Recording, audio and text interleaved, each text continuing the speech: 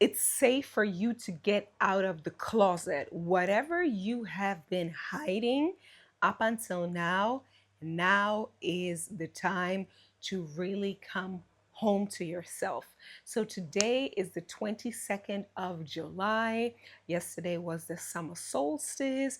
We are officially in Cancer season. This is my season, and I already feel so good. So good, so real. I believe it's the compounding effect. I've been creating content, raggedy content, no, good content, but not really not being held back by the way I look.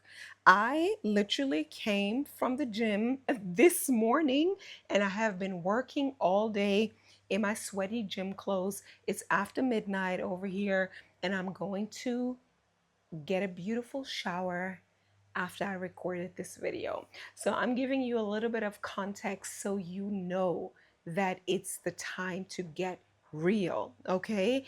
Because we are living in a time where authenticity really rules. This word has been used a lot, but it's finally here. Like, it's truly really here, because authenticity and professionalism and mastery and being an expert can go hand in hand, especially, and I'm saying it again, for the women of the global majority, because we know that wisdom, and I call myself a wisdom keeper, we know that wisdom doesn't need to look polished. Wisdom doesn't need to look staged. Yes, we all want to be fly, beautiful, dress up for the photo shoot, for the stage. Sure, we're going to do that as well. We have the range, right? But everybody knows that a person who is in their bag, who's doing the things, whatever it is, has variety, right? You go to the gym, sometimes you look that way, you look this way. But again, think about a woman. Maybe if you had the privilege, and probably not, otherwise, maybe you wouldn't be here. I don't know. But let me remind you that wisdom comes waking up in the morning, going to bed at night. And what I wanted to refer to was, if you had the privilege of having a mother in your house who actually did her thing, you know that wisdom doesn't need to be staged. And this is for me. I believe I am really coming into a an understanding of, yeah, truly the impact and the legacy that my mom has left for me. Because today I myself watched a video by another amazing creator. Her name is Julia Shaw. I'm going to shout her out because she influences me. And she said that for most women, their success in life depends on having a mother who already figured some shit out in the system, meaning a mother who worked, a mother who had a stable job, a mother who had a career, a mother who made her own money, maybe even a mother who climbed up to leadership, and a mother who, yeah, made her own money basically, right? There are a lot of traits that come with that. Also, like decentering men, not being too attached to a man, like things like that. And I thought about it, and I had that. I have to say, I had that. I really did.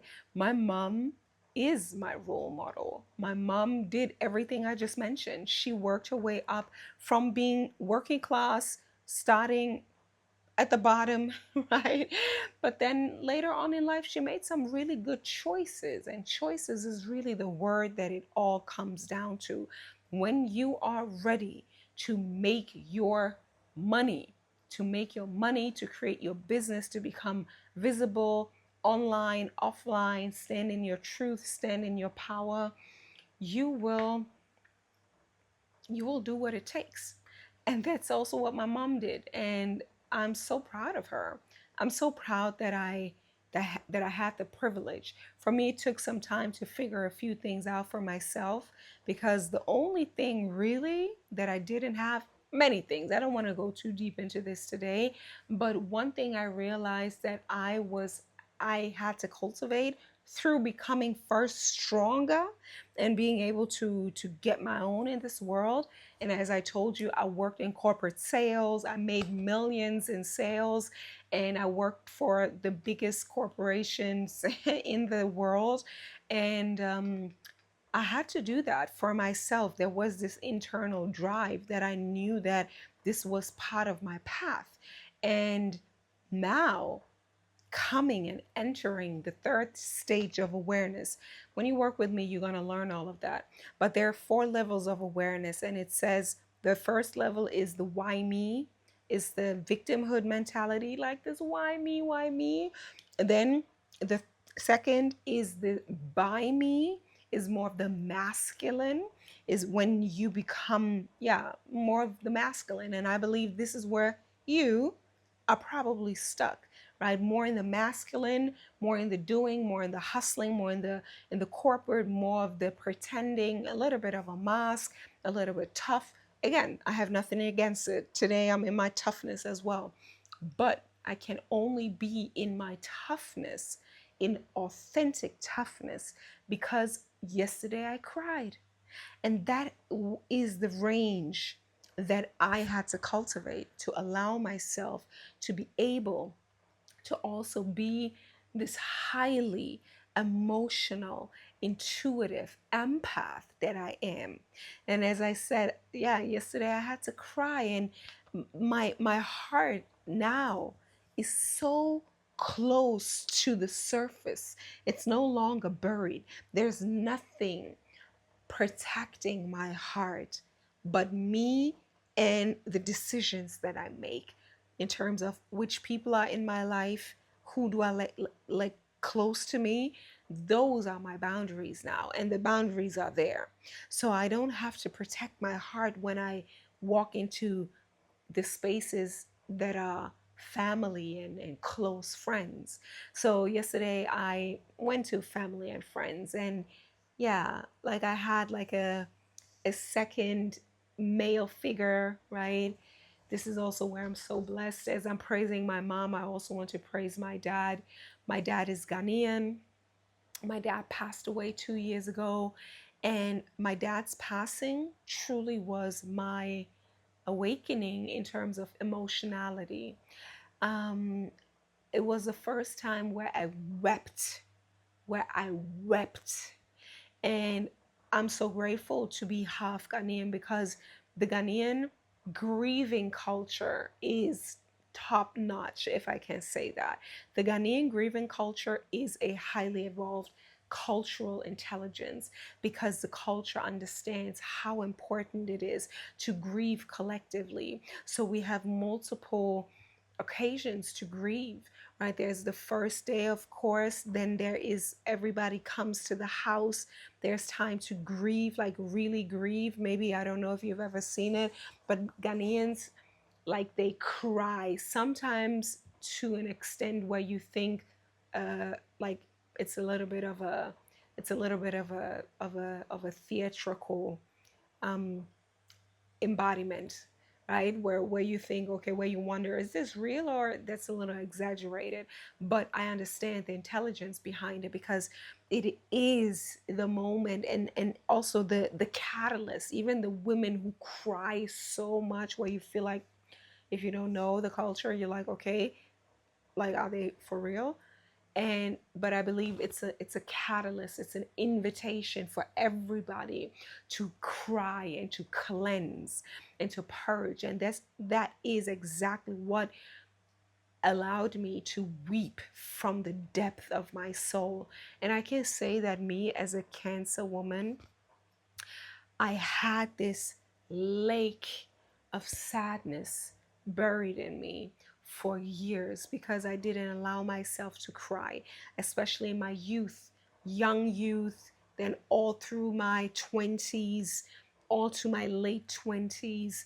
And only then, like, when I started my healing work and really bringing women together and come together and feel more and being aware that it's a topic, I started. But really, the real breaking of the dam was when my dad died, and I had the opportunity to be held in community and to be witnessed by community in my pain, in my crying. And it's so liberating. It's so liberating. It's so liberating to be able to cry from the depth of your soul and to be witnessed in it, not having to hide. There's no shame. And this collective grieving also gave me the opportunity to really connect and to see we are all hurting. And because I knew this hurt wasn't only grieving for my dad, it was deeper. It was all of the stored and suppressed pain that I have been feeling for years. And I felt like this dam breaking open, and I had the opportunity to cry and cry. And this has helped me to have my heart on my sleeve even more since then. So when things came up, I could cry, like really weep, not only a few tears, but weep, like tremble. And I no longer hide. I have cried in front of my employers. I have cried in front of my mom and her husband. I have cried yesterday in front of my cousin, right? Like I cry. I cry. I am a crybaby. I am this cancer. And we have the range from the crybaby to the nurturer to fucking things up. It is this full range of deep emotions. And if you know a little bit about emotions, it's like sadness and then anger. And most of the time, many women that are unhealed are completely numb. Like that's many women completely numb. But then when you allow yourself to feel emotions, many women are like feel safe to tap into anger because anger still makes you strong, right? As I said, the three levels and then the four levels of consciousness. Let me finish that. um, Many women allow themselves to be angry because you're still, it's more powerful than being sad or being a crybaby, because when you cry, you're literally the most vulnerable you can be. It's bringing you straight back to being a child, and being a child, and yeah, and being vulnerable. But also a few scientific facts is crying is like a psycho spiritual psychosomatic experience of surrender. You've probably heard about surrender and how important it is in spiritual practice, but crying and weeping is the physical embodiment of surrender, because psychospiritually, psychosomatic, something is happening where the system is like, I don't have any mental reasoning capacity to process what's going on inside my psyche and my body. And this is when we cry. We break apart because we surrender and we're like, we don't have the answers. Let me just flush it through. I mean, how intelligent is that? Oof. And yeah, and this is what I had the privilege of experiencing through the death of my father, and I see it that way.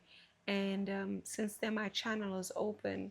And as I said yesterday, I cried, and today I'm here, being able to flow from strength to surrender. And let me again close off that mental loop. The first level is why me. It's a really vulnerable victim mentality. The second phase is the by me, which is the masculine. You think you have to do everything. This goes hand in hand with being overly controlling, overly assertive, right? Again, nothing wrong with that. It's just one level of consciousness. The next level of consciousness is what I call the awakening of the divine feminine. This is the more surrendered state of through me. Life happens through me, right? Why me? By me? Through me, which is when you open the channel, when you open when you heal into femininity. My brand was called Healing into Femininity before I rebranded it to be called Healing into Holiness, because healing into femininity is healing into exactly what I said, more of the softness, right? Not only fighting, but actually you awaken your soul, your heart, you heal into the internal life. And then the last fourth level of consciousness is as me. Life happens as me. This is the individuation process. This is where the feminine and the masculine come together.